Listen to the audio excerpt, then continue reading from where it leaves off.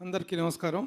వరుసగా మీడియా వాళ్ళందరినీ పిలిచి మాట్లాడమంటే మీడియా వాళ్ళందరూ కూర్చొని దీనికి ఏదో ఒక అప్రిషియేషన్ కార్యక్రమం, దీన్ని ఏదో హైలైట్ చేసేసి దీన్ని ఏదో ఒక వడిసే ఒక భజన కార్యక్రమం పెట్టారు మీడియా వాళ్ళతో అని అంటారు అనేటువంటి ఒక అపవింద వస్తుందేమో అనేటువంటి ఒక చిన్న సందేహం ఉంది.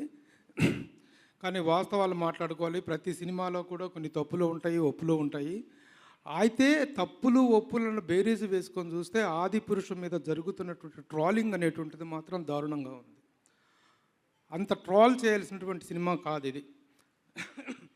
ప్రజెంట్ జనరేషన్కి ఒక మార్వెల్ కైండ్ ఆఫ్ ఫిలిం అందించాలనేటువంటి దీంతో తప్ప మనం ఒక లవకుశతోనో ఒక సీతారామ కళ్యాణంతోనో లేకపోతే గతంలో వచ్చినటువంటి మన పౌరాణిక చిత్రాలతోనో చూసుకొని ఆ పాయింట్ ఆఫ్ వ్యూలో విమర్శలు చేస్తే మాత్రం ఆ విమర్శలకు నిలబడలేకపోవచ్చు. కానీ ఆ కైండ్ ఆఫ్ సినిమా కాదు. మొదటి నుంచి సినిమా ప్రారంభం నుంచి వాళ్ళు చెప్తున్న విషయం ఏంటంటే this is a new kind of film we are trying to cater to the present generation అనే విషయాన్ని స్పష్టంగా చెప్తున్నారు. ఆ విషయంలో ఎంతవరకు సక్సెస్ అనేటువంటిది పాయింట్ ఆఫ్ వ్యూలో ఆలోచించుకుంటే చాలా మార్వలస్ జాబ్ కనిపిస్తుంది ఇందులో. ముఖ్యంగా టెక్నికల్ ఎక్సలెన్స్ అనేటువంటిది కొన్ని ఇమోషన్స్ని అద్భుతంగా క్యాప్చర్ చేసిన సందర్భం ఉంది.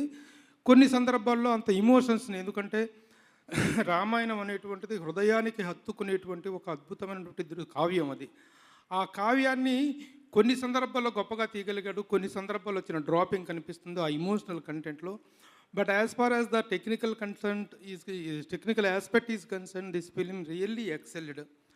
ఒక మంచి సినిమా ఒక డిఫరెంట్ ప్రయత్నం చేసినప్పుడు దాన్ని ప్రోత్సహించాల్సినటువంటి పాయింట్ ఆఫ్ వ్యూలో చూస్తే మాత్రం this film deserves a lot of appreciation. ఇందులో నచ్చనిది ఏదైనా ఉంది అంటే నాకు సినిమా మొత్తం కూడాను ఒక డార్క్ షేడ్లో చూపించగలగటం అనేటువంటిది, ఈవెన్ డే ఎఫెక్ట్ అనేటువంటి ఫైట్ సీన్స్లో కూడా చిన్న డార్క్ కలర్ ప్యాటర్న్ చూపించారు. అది కొంచెం చిన్న డిసప్పాయింట్గా అనిపించింది తప్పితే the remaining aspects of the film is very good. This does not deserve the trolling what is happening. ఇందాక మన సురేష్ చెప్పారు, మురళీమోహన్ గారు చాలా అప్రిషియేట్ చేశారు. నేను నిన్న మురళీమోహన్ గారితో మాట్లాడటం జరిగింది. ఆయన కూడా చాలా బాగుంది, చాలా డిఫరెంట్గా తీశారు కదా, ఎందుకు ఇంత మోసేస్తున్నారు ఈ సినిమాని, ఎందుకు ఇంతగా ట్రోల్ చేస్తున్నారని చెప్పేసి ఆయన కూడా చాలా బాధపడటం జరిగింది. అలాంటి ట్రోలింగ్ అనేటువంటిది ముఖ్యంగా సోషల్ మీడియా చేస్తుంది తప్ప రెగ్యులర్ మీడియా అనేటువంటిది it has given balanced review అనేటువంటిది ఇచ్చింది రెగ్యులర్ మీడియా.